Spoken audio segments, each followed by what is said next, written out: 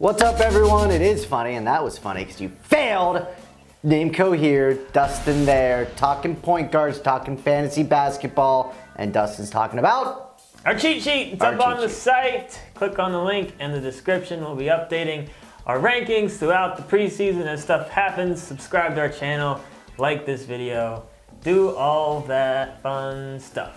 All right, tier one, I'm talking about our #1 overall player first, and that is Russell Westbrook. And I ain't just talking about point guards, I'm talking overall. With Durant leaving, I love this guy's mentality. Triple-double. He re-upped with OKC too, and honestly, I think I hated on him too much when Durant's there because I'm loving him, and he is going to play possessed this year. Can't wait to watch him play Durant in Golden State. It's going to be great. Let's talk about Golden State. Let's talk about Steph Curry, and let's talk about the fact he made over 5 threes a game. That is absolutely absurd. And what also absurd, he won MVP again. And with him winning MVP again, he also finished top 10 in most improved, and he was MVP the year prior to that.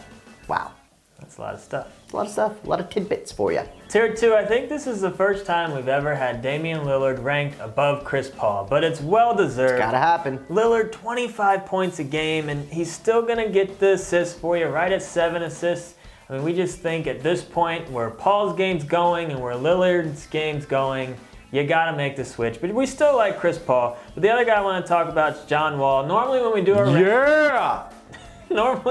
rankings, Brent goes in and puts Wall where he thinks he needs to go, and then we get together and I'm like, dude, come on, let's move Wall back down. What are you doing? But this year, I think I actually ranked him 1 spot higher than where Brent had. I was very happy. Double-digit assists. I mean, he stayed healthy last year, 20 points a game. I mean, John Wall is going to be asked to do a lot on that team, and he will. I love John Wall. I love my boys. He's good. So good. All right, tier 3, going to talk about Kyrie Irving. And Kyrie averaged almost 20 points a game and 4.7 assists with 3 boards. And the guy right below him is Isaiah Thomas that averaged 22 points a game and 6.2 assists and 3 boards. So why is one ranked lower than the other? That's because Al Horford's there for Boston, so I think Thomas is going to do a little bit less, and Kyrie Irving's just sick. But both of these guys, if you're going bigs early and you need, if you need a point guard and you can get either of these guys, they're both borderline studs in fantasy basketball.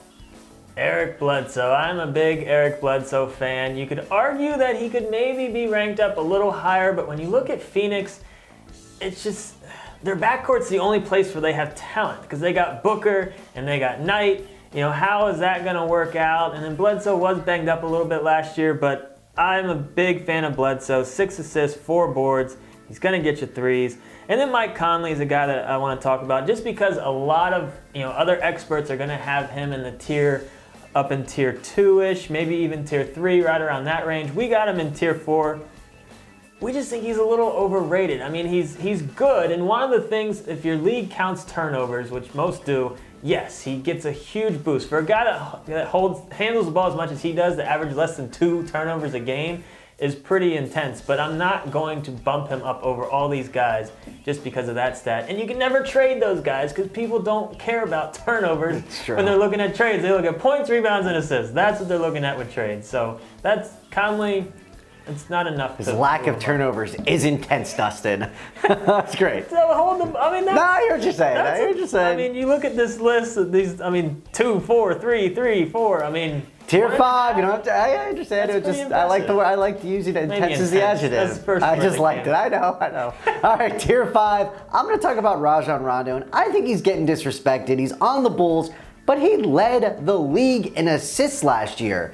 And also, he gets a ton of rebounds out of a point guard spot. So, while Westbrook's going to lead the league in triple doubles, and Giannis is going to probably be close to that as well, Rondo's another guy that's going to get a few triple doubles, I think, here or there within the season. On the Bulls, he averaged 11.7 assists last year. I think he comes close to those numbers again. Tier 6, couple of my boys. Drew Holiday. I love Drew Holiday, but you gotta knock him down for his health. I mean, he just cannot stay healthy, but he just fills it up when he does. He's a guy that I really like to target, and I take a gamble on him because his price on draft day isn't crazy. And again, if he does stay healthy, you're going to be happy you own him. And then Peyton. I love Orlando's team. They are just a fun team. Peyton started off the season really solid, kind of trailed off a little bit up and down, but he's a young player. I think his needle's still pointing up, and one of the reasons I like him too is because I think he has potential of being over 5 points or 5 rebounds and 5 assists, and I love those guys that you can get later in the draft. All right, moving on to tier 7, talking about the Philadelphia point guard, and we think Bayless is the starting point guard. And like I've said in other videos, when we get this low, I just want you to know who all the stars are, whether on good or bad teams. So it looks like Bayless is the starter, but TJ McConnell might factor in. So I just want you to note that. With that said, Bayless should be getting some run. I think he's going to get the majority of minutes. And in deep leagues, you got to know who all the starters are. And we want to talk about another guy who's going to be probably at the top of most people's depth charts for Milwaukee at this position, Dellavedova. I mean, they gave him some cash.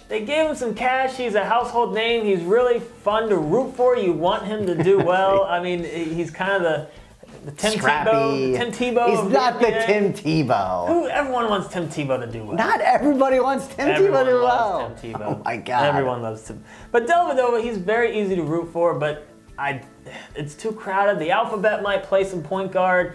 It's just, don't fall in love with just running to root for him and draft him. He's probably undraftable in most leagues. How you worked Tim Tebow. I try to work Tim Tebow into every video. Were you happy when he hit his home run?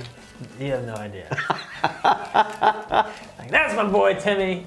You show him. Oh, that was the worst throw ever. All right, guys, check out all the videos. Top 150 cheat sheet. Ask us some questions in the forums. We'll try to get in there as well. Thanks.